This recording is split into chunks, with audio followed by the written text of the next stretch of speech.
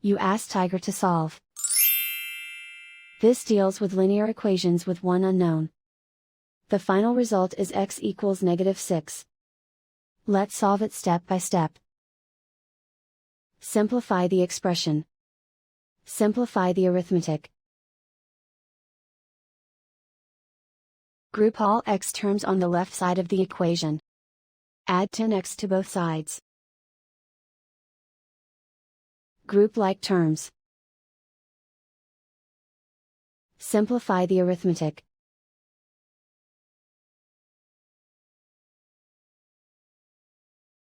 Group all constants on the right side of the equation. Subtract 12 from both sides. Simplify the arithmetic.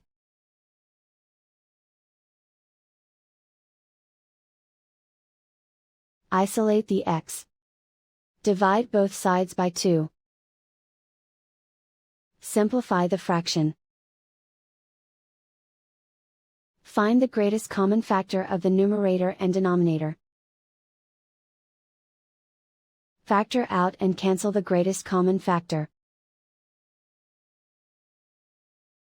And so the final result is x equals -6.